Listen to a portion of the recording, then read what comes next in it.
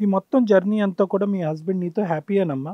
1 మంత్‌లో మేమిద్దరం బానే ఉన్నాం. కాదు కదా! మేమిద్దరం కాదు. అంటే అతని పాయింట్ ఆఫ్ వ్యూలో నువ్వు వంట చేయట్లేదనో, పని చేయట్లేదనో, లేదంటే కోపంగా మాట్లాడేవనో అప్పుడైతే కంప్లెయింట్స్ లేవు ఆ 1 మంత్. ఆ 1 మంత్‌లో ఎలాంటి కంప్లెయింట్. కంప్లెయింట్స్ భార్యాభర్తలకు సంబంధించినటువంటి సంబంధం కూడా ఈజ్ హ్యాపీ, నువ్వు హ్యాపీ. సో, ఫస్ట్ నైట్ తర్వాత చాలా నైట్స్ జరిగినాయి మీ ఇద్దరి మధ్య. అందులో కూడా ఎటువంటి ఇబ్బంది లేదు మీకు. సరే. ఆ రోజు ఇంగ 11థ్ రోజు నేను కలవలేదు. నైట్ 1:30కి డేట్ వచ్చిండే మ్యామ్ నాకు. అత్తమ్మని ఎవరినన్నా లేపండి, లేకపోతే పెద్దక్క వాళ్ళని ఎవరినన్నా లేపండి అంటే కూడా ఎవరిని లేపలే మ్యామ్. ఓకే. ఇంగ ఈ మార్నింగ్ 6:30కి లేచి అప్పుడు ఫ్రెష్ అప్ అయ్యాను. అయిన తర్వాత ఇగ ఆ రోజు కలవలేదని కొంచెం కోపం ఉండే మ్యామ్. నువ్వు నాతోని మళ్ళీ సంసారం చెయ్యవు, నువ్వు వెళ్ళిపోతావు ఇక్కడ నుంచి అని చెప్పి ఆయన మళ్ళీ స్టార్ట్ చేశాడు మ్యామ్. అది ఏందమ్మా ఒక 3 రోజులు 5 రోజులు ప్రోగ్రామ్ కదా, తర్వాత మళ్ళీ కామనే కదా సృష్టిలో ఇవన్నీ. మీ ఆయనకి అంత తెలియదా లేకపోతే? ఓకే, తర్వాత 1 మంత్ అయితే ఫెబ్ 10th రోజు మా పిన్ని కూతురిది మ్యారేజ్ ఉండే మ్యామ్. ఫిబ్రవరి 8కి మా పిన్ని మా అత్తమ్మ షాపింగ్ అని తీసుకెళ్ళింది మ్యామ్. వికారాబాద్కి షాపింగ్కి వెళ్ళాం. అక్కడ వెళ్ళిన తర్వాత ఒక 4-5 షాప్స్ ఆమె చూసింది మ్యామ్. ఎక్కడ ఆమెకు శారీస్ నచ్చలేవు. ఆవిడ కొనుక్కోవడానికా నీకు కొనడానికి? లేదు, పెట్టడానికి మ్యామ్. ఓకే. మ్యారేజ్ మ్యారేజ్ ఉందని కి ఫంక్షన్ కి మా గిఫ్ట్ కింద. పిన్ని కూతురికి ఆమెకు పెడదామని మా డాడీ వాళ్ళ అన్నయ్య కూతుర్ది ఆమెది కూడా మ్యారేజ్ ఉండే. ఇద్దరికి శారీస్ తీసుకుందాం అన్నట్టుగా అంటే చూసింది.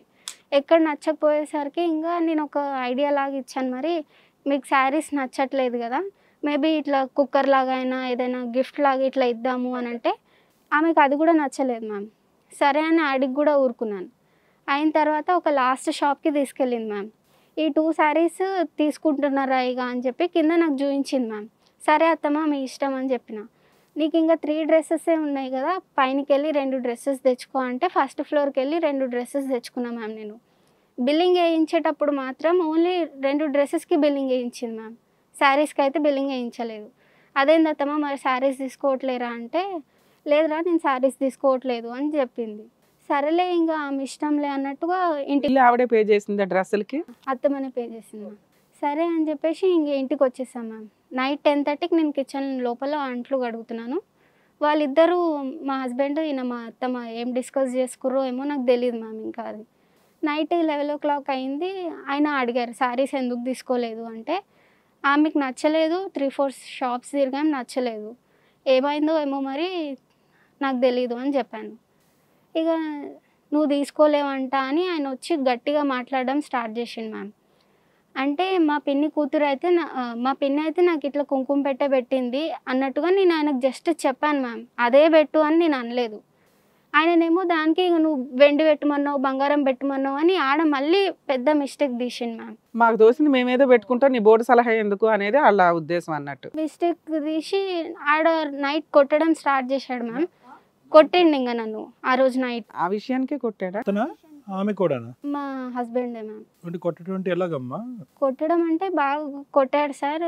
ఆ రూమ్లో నుంచి బయట టీవీ హాల్కి ఇక్కడ జుట్టు పట్టుకొని లాగి టీవీ హాల్కి దొబ్బేశాడు.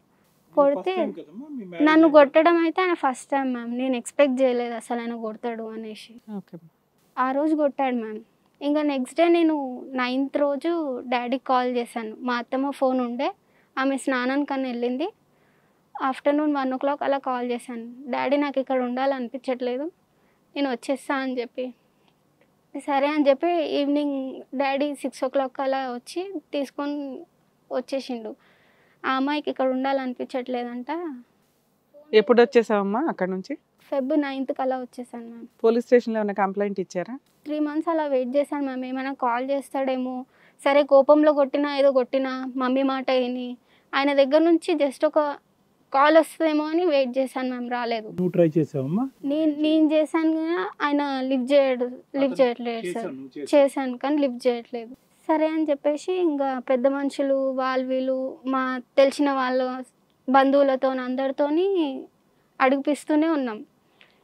ఎవరికి రెస్పాన్స్ ఇవ్వట్లేదు. అంటే ఫోన్ ఎత్తట్లేదా, రెస్పాన్స్ ఇవ్వట్లేదా? అంటే ఫోన్ ఎత్తి ఏమంటున్నారు? ఇప్పుడు నేను బిజీ ఉన్నా, ఇప్పుడు నేను మాట్లాడను, నాకు హెడేక్గా ఉంది, ఆమె టాపిక్ ఎత్తకండి అట్లా మాట్లాడేవారు సార్. సరే, తర్వాత ఏమైందమ్మా? అయిన తర్వాత ఇంకా జూన్లో నాకు చూసి వనస్థలిపురంలో సఖీ సెంటర్లో ఇచ్చాను మ్యామ్. ఇస్తే అక్కడ 12th రోజు కౌన్సిలింగ్ జరిగింది. అయితే మాకు ఫస్ట్ ఏం చెప్పాడంటే పెళ్ళికి ముందు నేను విలేజ్లో అయితే ఉంచాను, శంకర్పల్లి ఆర్ వికారాబాద్లో అయితే రూమ్ తీసి పెడతాను అన్నట్టుగా చెప్పాడు. అతని జాబ్ ఎక్కడమ్మా? మా అమ్మమ్మ వాళ్ళ ఊర్లో కల్కుడలో మ్యామ్. జాబ్ అక్కడ ఉన్నప్పుడు శంకరపల్లిలో ఎందుకు కాపురం పెడతాడు? అంటే ఆయన ఆ ఇల్లు చాలా ఏమంటారు పాత ఇల్లు మ్యామ్. ఇంకో ఇల్లు అక్కడే తీసుకుంటాడు. అక్కడనే విలేజ్లో తీసుకుంటా అంటే వద్దు, మళ్ళీ మమ్మీకి సపరేట్గా అట్లా ఉండడం బాగుండదు విలేజ్లో అని చెప్పి ఏదన్నా శంకర్పల్లిలో కానీ వికారాబాద్లో రూమ్ తీసుకుంటా అని చెప్పింది మ్యామ్. వికారాబాద్కి నువ్వు చెప్తున్న దానికి ఎంత దూరం అమ్మా? కూడకి వికారాబాద్ ఎంత దూరం అమ్మా? 60 ఉంటుంది సార్. ఆయన డైలీ ట్రావెలింగ్ చేస్తూనే ఉన్నారు. ఎలా బైకా బస్సా? బైక్ మీద 60 కిలోమీటర్స్. అసలు మీ అత్తగారు వాళ్ళు ఉండేది ఇల్లు ఎక్కడ? పుల్మామిడి విలేజ్. దానికి నువ్వు ఆఫీస్కి ఎంత దూరం? అక్కడ మా మా అమ్మమ్మ వాళ్ళ ఊరు కల్కుడ 60 కిలోమీటర్స్ అవుతుంది మ్యామ్. మీరు రెగ్యులర్ గా మీ ఆయన 60 కిలోమీటర్స్ వెళ్ళి వస్తుంటాడా? వెళ్ళి వస్తుంటాడు. మీ అత్తగారి సొంత ఇల్లుకి ఆయన ఆఫీస్కి 62 కిలోమీటర్స్ దూరమా? Yes ma'am. సరే పోనీ అంత జర్నీ చేయడానికి అతను ఇష్టపడ్డాడమ్మా. Yes sir. అదే వాళ్ళ సొంత ఇల్లు కదా, అవన్నీ కలిసి వస్తాయని. తర్వాత ఏమైందమ్మా? వనస్థలిపురంలో వచ్చాక ఇంకా సపరేట్ ఉంటే నేను ఎక్కడైనా వస్తాను అని అడిగాను సార్. ఇట్లా కొట్టడం బాగుండదు, ప్రతిదీ చిన్న చిన్న విషయం అత్తమ్మ కూడా ఏమంటారు హెడ్ బాత్ చేస్తే ఈ షాంపూ నురుగు రావద్దు, ఇది బట్టలు ఉతికితే నురుగు రావద్దు అన్నట్టు ప్రతి చిన్న టార్చర్ మా అత్తయ్యతో రిస్ట్రిక్షన్స్. నేను సపరేట్గా ఎక్కడన్నా ఉంటే నేను వస్తాను అని చెప్పాను సార్. సరే ఒక 10 days టైం ఇచ్చారు ఆయనకు. మళ్ళీ 26th రోజు సెకండ్ కౌన్సిలింగ్ ఉండే సార్. మళ్ళీ దానికి ఇంకా ఆయన అటెండ్ అవ్వలేరు 26th. అటెండ్ అవ్వకపోతే కాల్ చేశారు అక్కడ వాళ్ళు, సార్ మీరు ఇంకా ఇవాళ సెకండ్ కౌన్సిలింగ్ ఉంది కదా అంటే, నేనైతే ఏం రాను, ఆమెకి ఇష్టం ఉన్న కేసులు వేసుకోమను, నేనైతే రాను అని చెప్పేసి. ఫస్ట్ కౌన్సిలింగ్లో ఒప్పుకున్నాడమ్మా? అతని సైడ్ ఉన్న తప్పు ఒప్పుకున్నాడా?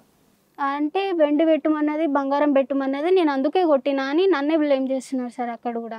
ఆ కొట్టుడు సంగతి వదిలేసేయండి, మిగతాదంతా కూడా అవునండి నేను కొట్టానండి, నేను ఆ అమ్మాయిని సరిగ్గా చూసుకోలేదు, ఇలాంటివి ఏమైనా ఒప్పుకున్నాడా? రియలైజ్ అయ్యాడా? అవి ఏం కూడా ఏం ఒప్పుకోలే, నిన్నే బ్లేమ్ చేస్తున్నాడు. నన్నే బ్లేమ్ చేస్తున్నాడు. వెండేంటి బంగారం ఏంటమ్మా? పెళ్లికి పెట్టమంది కదా సార్. అప్పుడుదా? అదేగా గొడవ ఆ రోజేగా. అలా వాళ్ళ అత్త 2 చీరలు కొనింది, ఈవిడ శారీసే, ఆవిడ శారీస్ కొనింది. ఇంతలోకి తనేమంది, శారీస్ నచ్చకపోతే అత్తయ్య మా పిన్నోళ్ళు ఇట్లా సిల్వర్ ఐటమ్ పెట్టారు, మీరు అలా ఏదైనా పెట్టవచ్చు లేదా కుక్కర్ ఏదైనా పెట్టవచ్చు అండి, వాటి బదులు వాళ్ళకి గుర్తు ఉంటుంది కదా అంది. ఆవిడ ఆ శారీస్ వదిలేసి ఈవిడకు 2 డ్రెస్సులు కొని షాపింగ్ చేసి వచ్చింది.